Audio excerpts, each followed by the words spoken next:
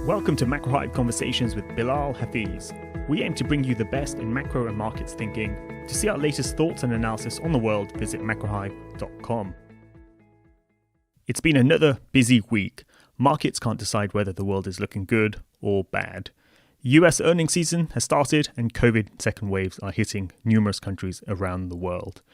We touch on all of these on macrohive.com, from how shaky the US recovery is, to what US bank earnings tell us about the world, to what to make of Israel's full COVID national lockdown.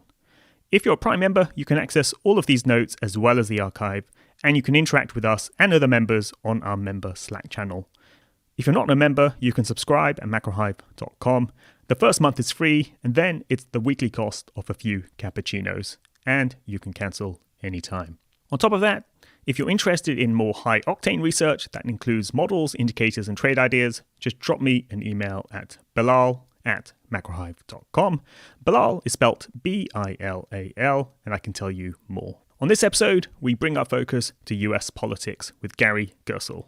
Gary is Professor of American History at Cambridge University. Before that, he was at Vanderbilt University, where he was the James G. Stahlman Professor of American History. He's a social and political historian of the 20th century with substantial interest in the late 18th and 19th century. He got his PhD from Harvard University. He has also testified before the US Congress on numerous matters. So on to our conversation.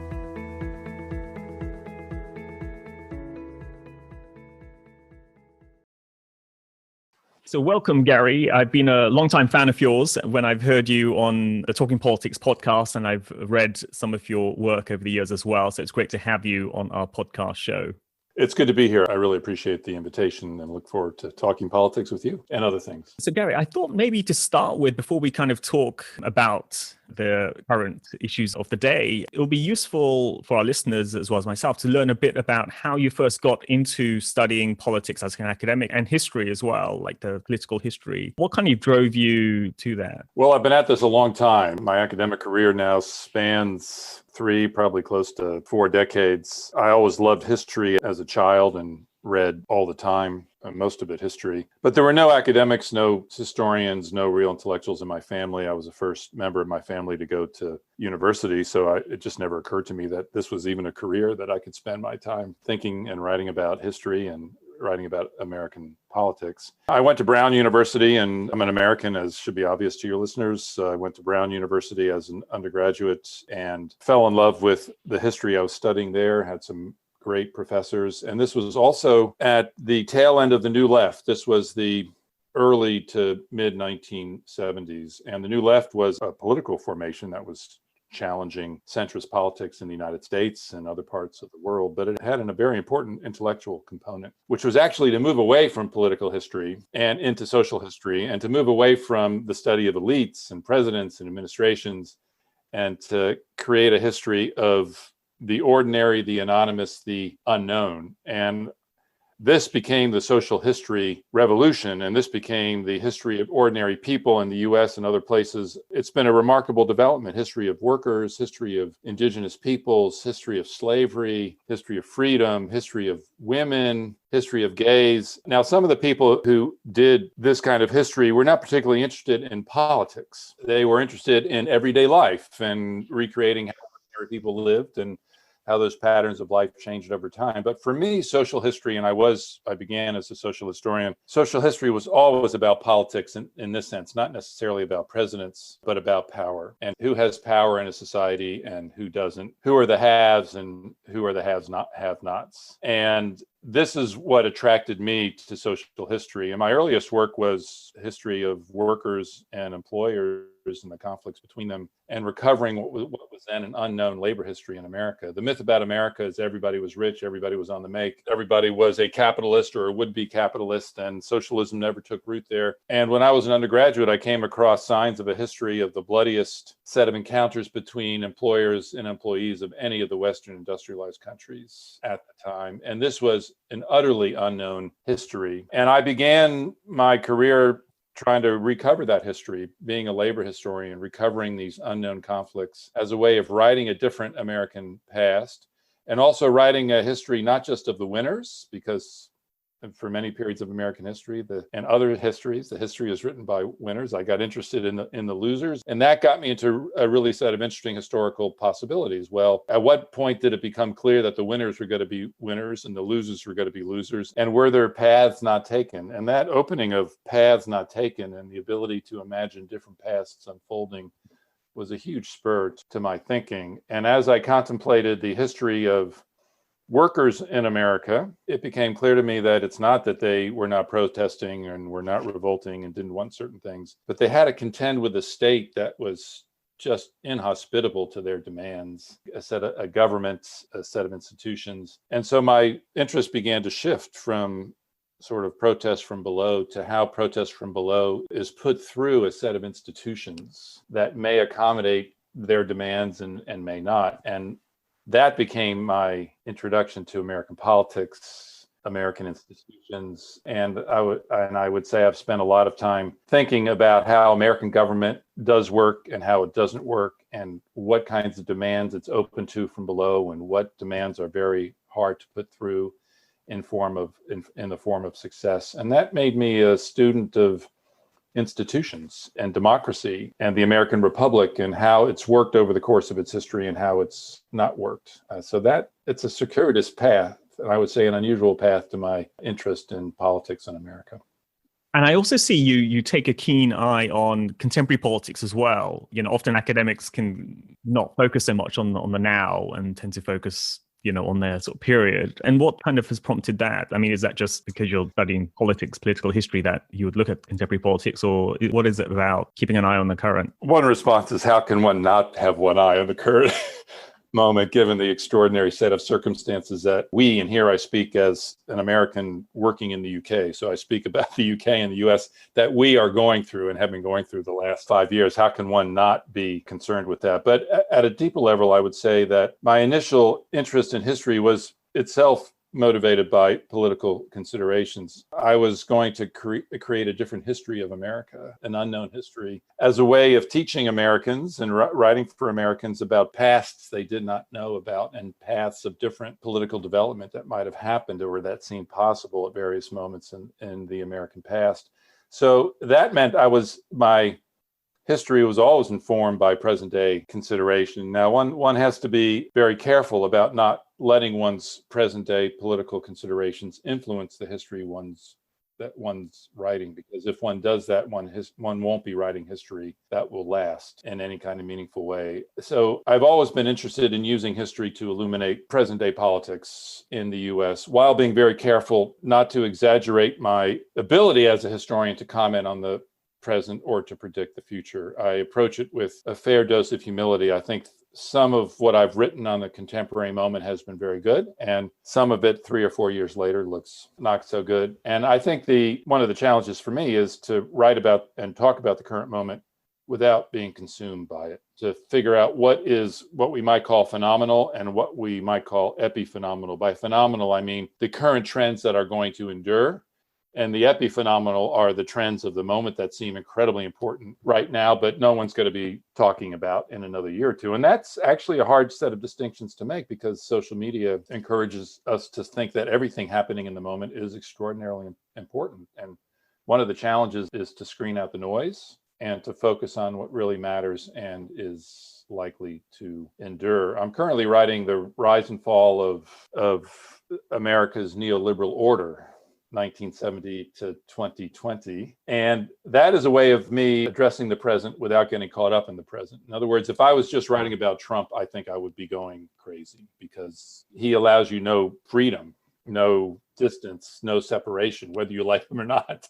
He's there all the time. But what I'm doing is, in a sense, writing about the history that made Trump possible, which allows me to have a work that is going to focus, I hope, profoundly on the present, but that keeps me at a certain distance. In other words, writing about the circumstances that made Trump possible. And that allows me to maintain some distinction between my historical skills and interests and the current moment. And so it speaks to my effort to be careful in that way, not letting the overwhelming concerns of the moment direct too much my historical investigations. Yeah. I mean, we've already mentioned Trump, so we might as well talk about him even more. I guess it's at one level, it's very easy to say President Trump is unprecedented, he's a break from history and so on. But, when you stand back and you look at the legislation that's been passed and, the achievements of the Trump administration, many of them, say on the domestic side, look fairly sort of standard for a Republican administration. Tax cuts, rolling back regulations, defanging the EPA, Environmental Protection Agency, all of that kind of fairly conventional Republican policy. On the international side, you could say, perhaps he's a bit more on the left, if anything. He's kind of introduced more protectionist measures.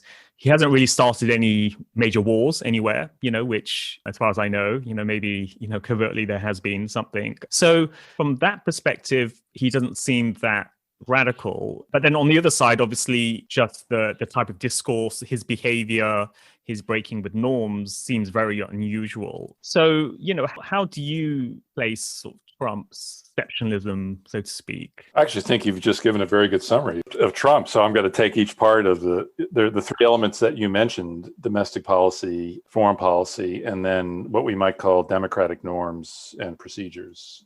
I think he's been most conventional in terms of his actual domestic policies. I think he's been, I wouldn't call him radical, but willing to break more with convention in terms of foreign policy. And I think his radicalism has to do with his either indifference to or contempt for democratic form and substance. So I think his radicalism lies in his willingness to put the welfare of American democracy or of the American Republic at risk. So to your first point, yes, the actual policies, tax cuts that favor the wealthy, we've certainly seen that before from the Republican Party. Deregulation, Mike Pence his VP is very closely connected to the Koch brothers and their neoliberal libertarian agenda of removing as much regulation of the economy from government as they can possibly accomplish. He's been very steady about deregulating industry and a lot of this has been not done by legislation. It's just been done by executive orders, but it's been very consistent and persistent and will be one of his very important legacies. Those people who like it will celebrate it, and those people who don't will see it as very damaging.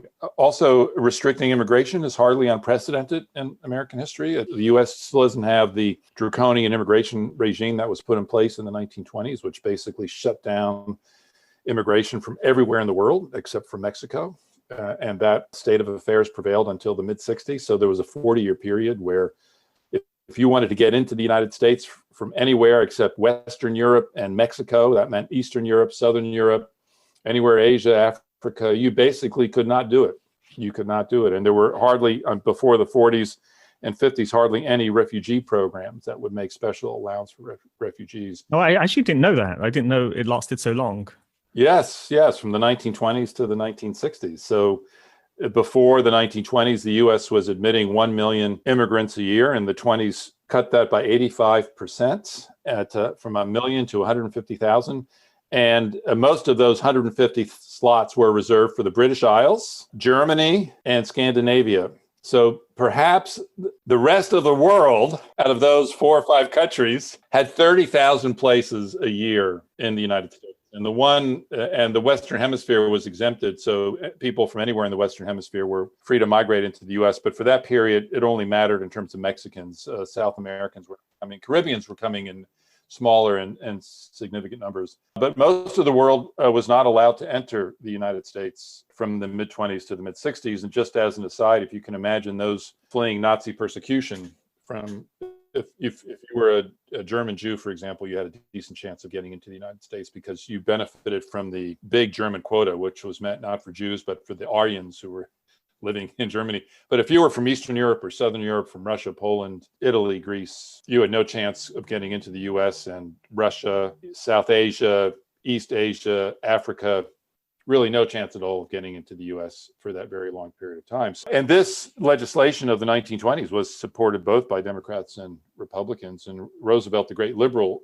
of American history, did very little to change it during the years of European crisis of the 1930s and 1940s. So if we take a longer view, I would say Trump is not unprecedented in that area either. So I'm agreeing with you that his domestic policy is certainly not unprecedented, and much of it looks like standard Republican fare. The biggest break with the Republican Party currently, of course, is immigration restriction, because if we think of the Republican Party of the Wall Street Journal and their orientation toward globalization, their commitment to free movement of people, free movement of goods, free movement of capital, free movement of information, which we might call the four pillars of globalization, Trump is critical of each of those in his own way. And that leads me to suggest that his more substantial departures have occurred in the realm of foreign policy and leading a campaign against globalization and the kind of republicanism and I would say neoliberalism represented by the Wall Street Journal wing of the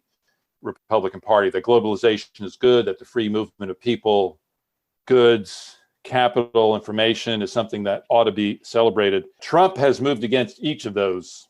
He hasn't moved against the free movement of capital yet, but it's become imaginable in ways I would say was not 20 years ago. And I think Trump is as much the instrument of a tide against globalization as a creator of these policies. But it means that these policies are likely to survive his presidency, regardless of whether he's reelected or not. I mean, in some ways, they're kind of Democrat positions, at least like 1970s style Democrats, or, sort of pre-Clinton Democrat sort of positions, I suppose. Yeah, pre-Clinton is the key phrase here, pre-Clinton Democrats. But, Bernie Sanders and his influence on this administration is not that far from Trump in terms of he's more committed to the free movement of people, but he's certainly not committed to the free movement of goods. And he doesn't believe that the free movement of goods is good for the American working man or woman. And I think, and we've also seen movement against the free global movement of information. We can now imagine a digital Cold War with different countries having their own information systems, Russia having one, the US and Europe having another, China having a third. This, I think, was unimaginable 20 years ago. And this is something that Trump is legitimating. And I think also the conviction that free movement of people is not a good thing for the world anymore. This is not just a Trump development. This is a global development. And the climate crisis is only going to intensify fears about the free movement of people, because the climate crisis is going to generate somewhere between 50 and 100 million refugees over the next, say, 30 or 40 years. And these are people whose land literally disappears into ocean, or it just becomes uninhabitable because of drought and changing climate. How much of that 100 million will affect the US? Not literally how many. I mean, South America, presumably, and Mexico. I mean, that's basically where the refugees would transit through. Yes. Well, I think one of this has not been much discussed in the news, but Trump's efforts to build the wall has been discussed in the news. But what has received less attention is that the migration of Mexicans has substantially dried up over the last 5 or 8 years. It's no longer a pressing issue. That the in-migration of Central Americans south of Mexico has become a far more pressing issue. And this is usually framed in terms of persecution by governments in alliance with drug cartels that are making lives horrific for people. And that is happening. But the hidden story beneath that is that more and more portions of these Central American states are becoming unsustainable in terms of land use, agriculture, because of climate change. So the pressure most immediately will come from Central America. I think it will come from the Caribbean, where islands begin to be swamped by water and have less and less area in which to live. And of course, people who are fleeing lands that are disappearing or are becoming uninhabitable are not going to limit their search for refugee destinations to the countries next door. They're going to be looking globally. So the climate catastrophe lies behind and underneath this concern about borders and walls, and it's only going to intensify. And we know it's very clear what the right-wing response to that is, because the question that every country is going to have to answer, every country that is sustainable and has capacity to absorb refugees, the question is going to become, who are we going to let in? And the right-wing answer is we're going to let in people who look like us, who share our race, our tribal affiliation, our religion, and we're not going to let in people who don't meet those qualifications. What the left and progressive-minded people have to do, and here I would include Republicans and those who believe in the free movement of people around the globe for capitalist reasons, as this serving well the needs of a global capitalist economy. The question for these progressively minded people is going to be, who are we going to let in? With the understanding that we're going to get to a point where the answer that is now favored everybody, because that's the humanitarian, is no longer going to be sustainable. And that is a question that European progressives are facing. It's a question that US progressives are facing. It's a question that the editorial board of the Wall Street Journal is facing. There's going to have to be a set of discriminations built into. Does Biden have a position on immigration? A humanitarian one, that he's going to end the forced separation of families, which the Trump administration has been engaging in. And in the Democratic primary, there has been, at one point, every candidate, there were 16 at the time, was asked to raise their hand if they favored extending medical benefits to every immigrant who came across the border legally or illegally for humanitarian reasons. I can't remember if Biden raised his hand. I don't think he did, but 12 of the 16 Democratic candidates raised their hand. And in democratic policies, this kind of politics is not going to be sustainable, even if it's the absolute right thing to do on humanitarian grounds, because countries are going to have to be making calculations about how many people they can take in and how many people they can sustain through their infrastructure and their welfare programs and their job opportunities. And so there's going to need to be a progressive response to the conservative right-wing response that builds humanitarian considerations into what will be in some form a restrictive immigration policy. So Biden administration may not necessarily be the complete opposite, so to speak, of Trump on the immigration issue. There won't be exact similarities, but there will be restrictions. Yeah, well, we have to remember that the Obama administration deported hundreds of thousands of illegal immigrants to the United States. Now, they did their best to inject humanitarianism into the camps in which these people were being kept, and they would not have tolerated family separation. I think certain things will be very different under the Biden administration. There will be, if he gets control of the Senate, as well of the House, if he is to win, a meaningful form of the DREAM Act will pass, and these refers to, I guess, almost 1 million Americans brought here as infants or children as part of an illegal migration stream only have known America. And if they abide by certain basic characteristics, they don't get into trouble with the law, they go to university, they serve in the military or something of that sort, then they are put on the path to citizenship. And there will be an effort reawakened to have a comprehensive immigration policy that does something to legalize portions of the illegal population in the US. I also think the ban on Muslim immigrants will be overthrown. And I think there will be an effort to legislate this more from Congress and from the executive to do this in the right way, which is to do it legislatively. So there will be significant differences.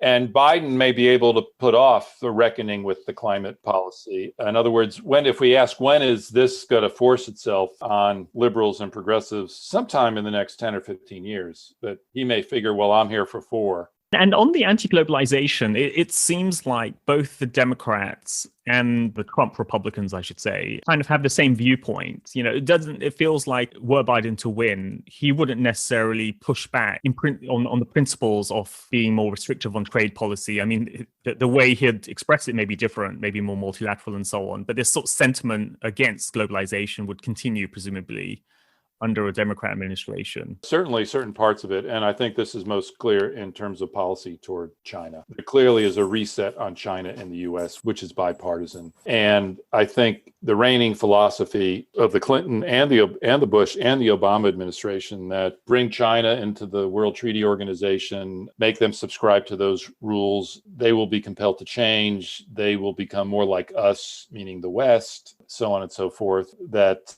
this will, because of the benefits of the WTO, they'll be so great, they'll be compelled to change. I think both Republicans and Democrats have now abandoned that as a failed policy. So I think there is going to be a kind of hard bargaining with China about tariffs and intellectual property and fairer as opposed to freer trade that is going to be as characteristic of the Biden administration as it was of the Trump administration, even if the manner in which negotiations are conducted appear to be quite different. What was the last period of history, where we saw something similar, where there was kind of a bipartisan agreement to be kind of anti-globalization, or more sort of protectionist, I should say? Interesting question. I'm rolling through the decades here. I think one has to go back to the 1920s and the early 30s when Congress passed the infamous Smoot-Hawley tariff, which imposed really heavy tariffs on goods coming into America at the moment when the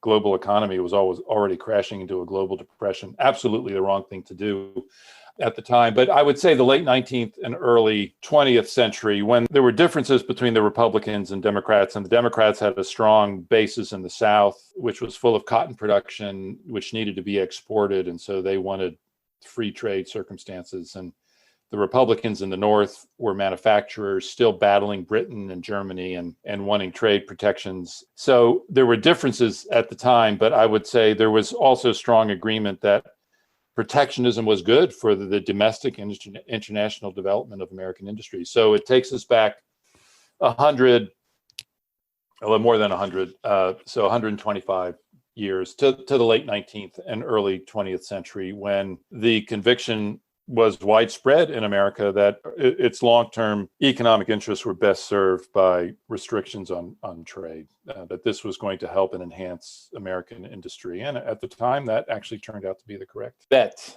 And then, of course, America was then not the linchpin of the global economy. It was Britain. And so Britain had a commitment to free trade that the U.S. didn't need. When the U.S. replaces Britain, it does it in fits and starts in the 1920s, but doesn't really want to embrace that role, which is why it refuses membership in the League of Nations. So that moment really begins in 1945 after World War II. So this is taking America back to the moment before it embraced its leadership role in the global economy and in global geopolitics. But one can find these discussions about protectionism and trade all over the place in American politics in the late 19th and early 20th century. And Americans would do well to excavate those and return to them and begin to reevaluate them and ask what worked and what did not work, because that could be quite a useful guide to future policy. And in terms of US relations with Europe, because President Trump's unusually, I guess, in terms of the post-war period, he's been quite adversarial towards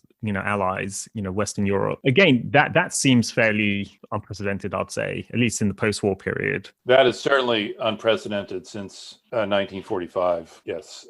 And a strong bipartisan consensus, Republicans and Democrats alike, that NATO was imperative, that the recovery of then Western Europe for the survival of the free world, I'm using quotation marks here, was imperative, that the conflict with the fascists and the Nazis and the Japanese had cost the world 100 million lives. I mean, we got to keep that. It's not, well, that's not 100 million. That's a combination of World War I and World War II is 100 million. I think World War II lives lost, military and civilian, somewhere between 50 and 60 million. I mean, think of those staggering figures relative to even what the pandemic has done. And you think of the trauma that inflicted on a world trying to recover, and a determination not to put the world in circumstances where that would be repeated again. And the Allied victory was seen as crucial to that, to ending the threat of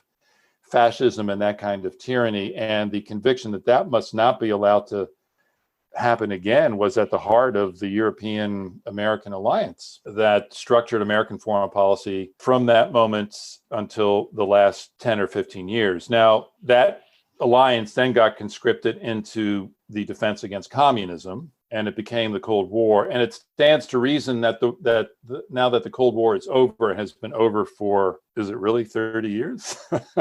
I'm looking at your youth, and that's not going to seem like a big deal to me. But for me, who lived 35 years of my life in a war that I thought would never end, I mean, that was the attitude that we had, that the between communism and capitalism would never end. It's still stunning to me that it's 30 years in the past.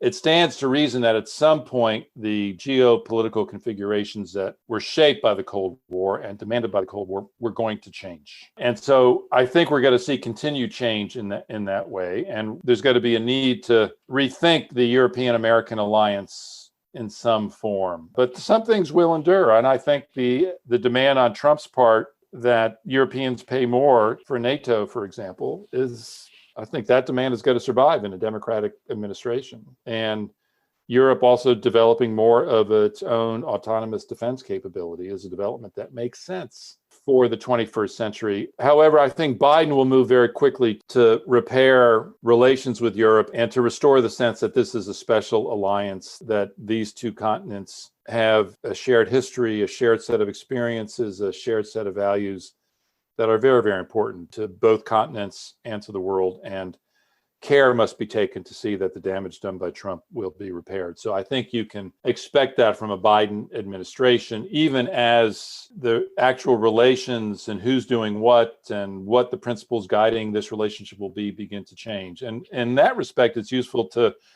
remember that the initiator of some of these changes was not Trump, but Obama. And I remember one line that he uttered, America's got to lead from behind. Really, really strange line. Hasn't gotten any less strange with age.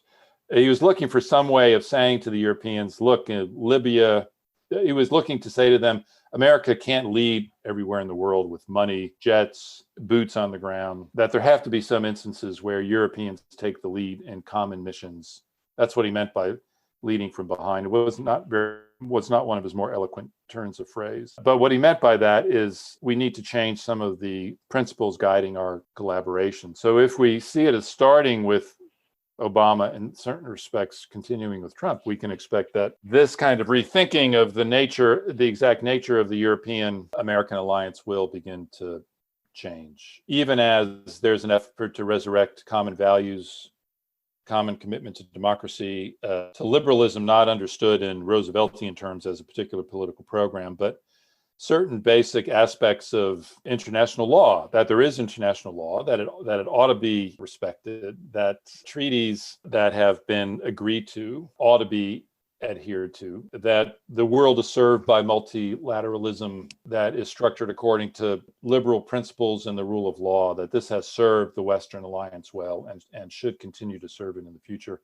I think one can certainly expect Biden to resurrect elements of that if he is going to be elected. And then on the kind of democratic norms and the democratic project, so to speak, that Trump has really changed. I mean, I guess one thing one could say is because Trump doesn't really have a filter in what he says, in some ways, is he just being more honest than previous politicians who are very slick in the way they speak, but they're doing all sorts of various or corrupt things, behind the scenes? In some ways, what Trump has done, he's kind of pulled the veil away to reveal the machinations of the government and sort of showing how different parts of the government aren't as objective as they first seem. Whereas previously there was always this veneer and all the presidents always spoke very sort of eloquently, meanwhile kind of doing things that weren't, in line with the principles of democracy. Yes, well, one can always pull back the veil and reveal corruption and people not living up to their aspirations. And America has certainly done a lot of undemocratic things in its history, both at home and abroad. At home, it's most visible in terms of treatment of African Americans and more broadly of racial others. And internationally, during the age of its empire, 1945 till now, maybe, acting in imperial ways, in ways that didn't respect democratic norms, procedures. And whether we talk about Guantanamo and the treatment of prisoners there, or if we want to look to the source of America's troubles with Iran, they don't begin in 1978, 79. They begin in 1953 and 54, when the U.S., in collaboration with the Brits, overthrew a democratically elected president of Iran because they thought he might be too open to the communists, and they put opposition to the communists as a greater goal than reaffirming the rightness of democratic rule and the rights of peoples to choose their own leaders and governments. And we can find certainly a long pattern of that. One can find plenty of evidence of that, of America acting as an empire and as an imperial force that wants control and markets much more dearly than it wants democratic practice. So having said all that, I still think that the democracy that has taken root in the United States has been something that's been positive and good, that the principles articulated in the late 18th century during the moment of revolution, the Declaration of Independence, we hereby declare that all men are created equal and endowed by their creator by certain unalienable rights that no one in the world can take away. I mean, this was a shot heard around the world and gave hope and aspirations to people everywhere. And then when it came time to design a constitution, the enshrining of the principle of popular sovereignty, the notion that the Constitution starts with we, the people, are sovereign, and we are a democracy, or more accurately, a republic.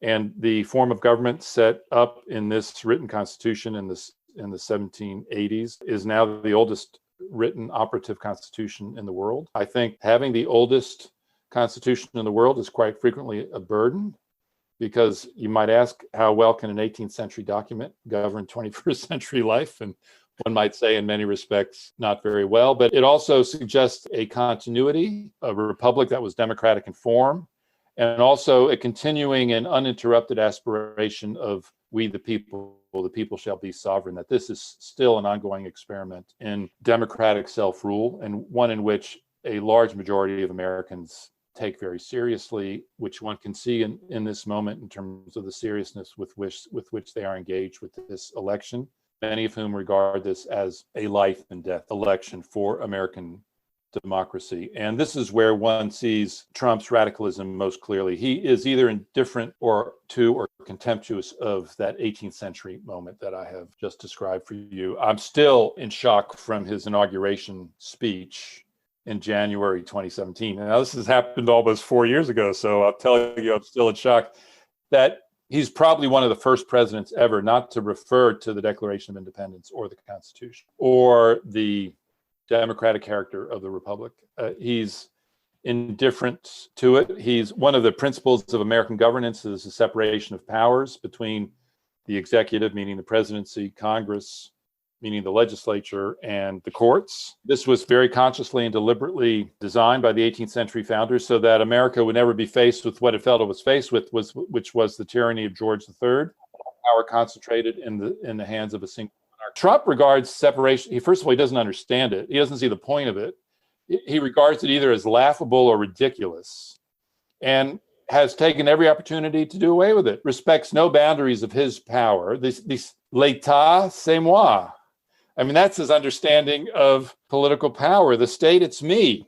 There is no state beyond me. This is the voice of a man who thinks of himself in pre-modern terms as a monarch, that the election gives him the right to rule over everything and everybody indefinitely. And this also pertains to, there's been no president in office who has been so contemptuous of the principle of the peaceful transition of power between one person and another. So across America's history, America has never missed an election. It has never failed to execute the peaceful transfer of power.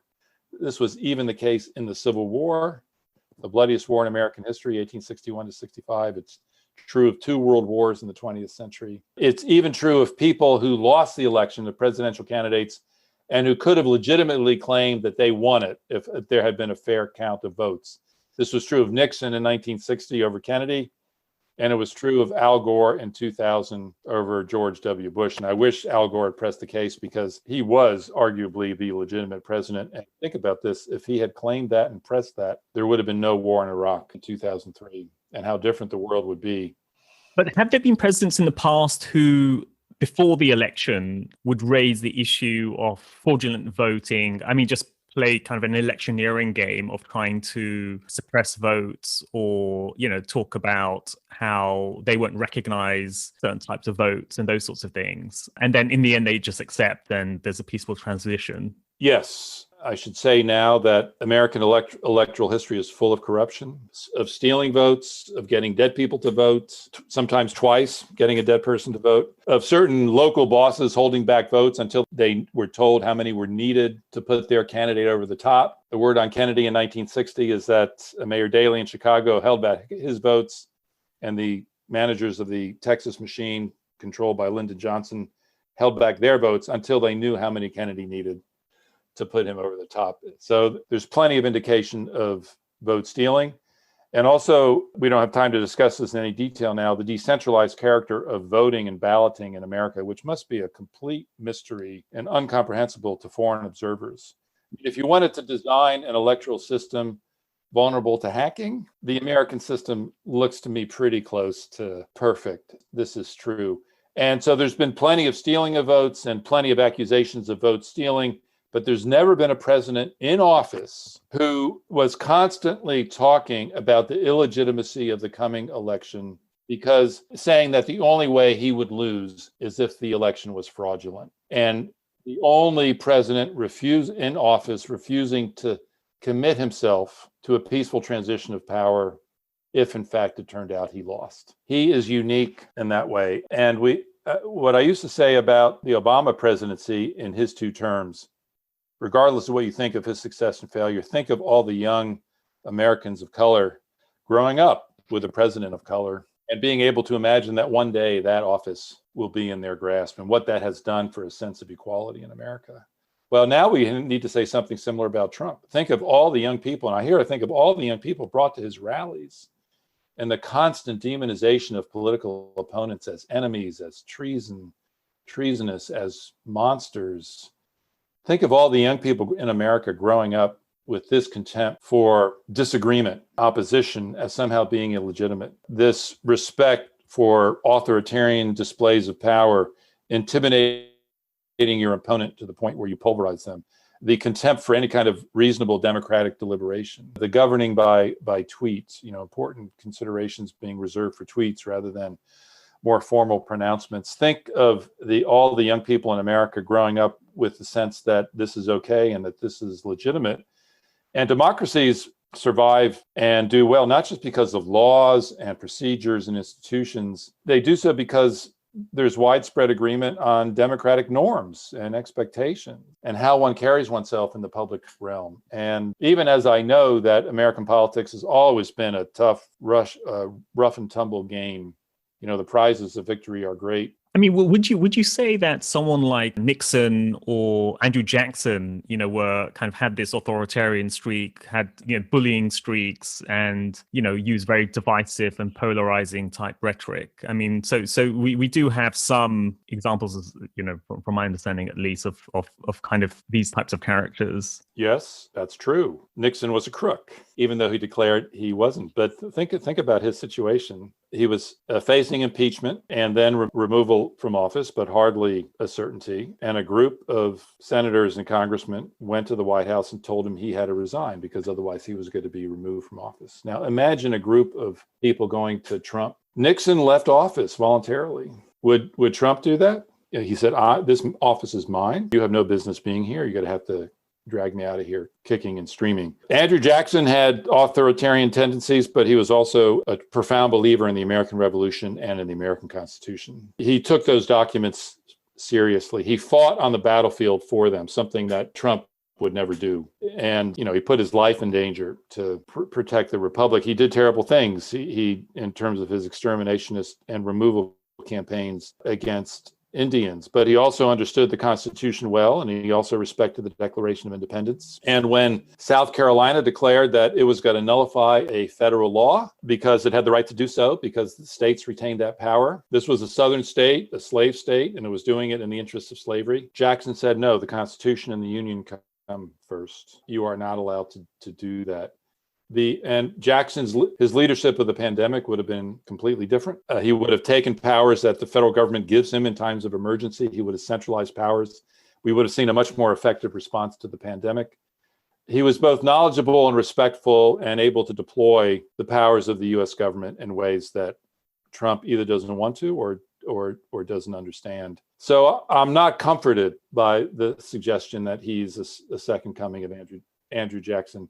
I know some people believe that, and Trump himself may believe that, and he has a picture of Andrew Jackson hanging, I believe, in the Oval Office. But Jackson had I think, a respect for the Constitution and democratic procedure as he understood it, which Trump does not have. So in that way, he's a radical figure of the sort that I think America has not seen before. Now, I know we'll sort of have limited time. Just one kind of final question I wanted to ask, which was around polarization. I'm based here in the UK, so I'm an outsider. But when I look at the US, it seems very polarized. Now, it's hard to tell whether that's because of the medium I'm looking at the US through, whether it's TV or social media, that naturally makes things look polarized. But certainly polls and things suggest it is very polarized. I mean, when was the last time the US was this polarized, or are we in uncharted territory here? Well, the US was more polarized in the 1850s in the lead up to the Civil War between the slave states and the free states. But that's hardly a comforting precedent because it produced a war that was horrific in its violence, that lasted 4 years and that claimed 700,000 lives in a country that only had 30 million people at the time. By far the bloodiest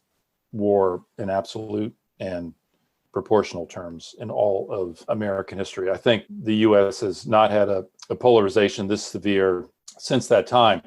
In fairness to Trump, it did not begin with Trump. I mean, Trump's supporters are fanatically devoted to him. And it looks now like he is trailing pretty badly in the polls. And he has suffered a serious erosion of support among Republican independents and suburban voters. But his base seems to me as solid as it was 4 years ago. But the polarization did not start with him. The polarization started in the 1990s under Clinton and the divisions between him and the Republicans. The polarization was there under the Obama presidency. Obama really had 2 years to govern, 2009 to 2011. And then in 2010, the Republicans won back the Senate. And they made it their mission to prevent Obama from passing any meaningful piece of legislation from that point until the end of his presidency in 2016. And so the partisanship, and if you ask, all right, Republicans, I get you don't like the man or the Democrats, but is that an effective way to rule? Can you have your premier legislative body not pass any significant legislation for that 6-year period? And the answer was, well, yes, we're engaged. We don't trust anything that man and his party are going to do. So we're going to just stop them cold until we reclaim the White House. So the polarization is very deep. It's much deeper than Trump. And it also means that polarization will continue even if Trump loses. And one of Biden's great challenges will be to govern in these circumstances of polarization. And if he doesn't get the Senate, if he wins and doesn't get the Senate, he will be returned to Obama 2010 to 2016. And even if he does win the Senate in 2020 and loses it in 2022, he'll also have an Obama situation. And since my greatest fear of America is not just who's going to be president, but the collapse of Congress as an effective national legislature. If you think of the two great historic legislatures of the world in terms of longevity and ability to get things done, it's Westminster and Congress. And both of them are in pretty shabby shape right now. And I'm really distressed by the inability of Congress to do the work, and here I mean the Senate, to do the work that needs to be done to repair the damage that has been done to America, both economically and politically over the years of the 21st century. Well, I think on that somewhat sort of somber note, I think we can sort of wrap up the conversation. Just with that, I just wanted to thank you very much. It was a very informative discussion, somewhat pessimistic as well, fortunately, but that's the times we're in. And just for the listeners, if people wanted to follow your work, what's the best way for people to do that? They can find me on Twitter under GL Gerstle, GLGERSTLE. They can look me up online. They'll be directed to a webpage for Cambridge and also my personal webpage. It's GaryGerstle.com, Gary Gerstle, one word, GaryGerstle.com, which has plenty of information on me. I welcome them to look up one of my books, say Liberty and Coercion or American Crucible, or go to the Talking Politics website. And I've probably done 15 episodes for Talking Politics over the last few years. And they're all available in the archive. And if they want to hear more from me in podcast form, there's plenty available right there. Let me say, just by way of conclusion, I think there are reasons to be pessimistic, but there are also signs that the U.S. is in the process of a quite extraordinary democratic mobilization now to get Biden in the White House. And if he's gotten into the White House by a very significant margin, that would be a reason to hope that democracy is beginning to think of finding ways of renewing itself. We can look to the past for older moments of renewal. It's not out of the question. I don't want to minimize the arduousness of the path, but it has happened before. And if the margin is big enough, if the Democrats take the Senate, then I think there will be reason to hope. Great. Okay, that's a good way to end the podcast. So thank you very much, Gary. That's excellent. Thank you. I've enjoyed this very much. Thank you. Thanks for listening to this episode. Please subscribe to the podcast show on Apple, Spotify, or wherever you listen to podcasts. Leave a rating and let other people know about the show. Also, sign up to become a subscriber to our research at macrohive.com. We'll be back soon, so tune in then.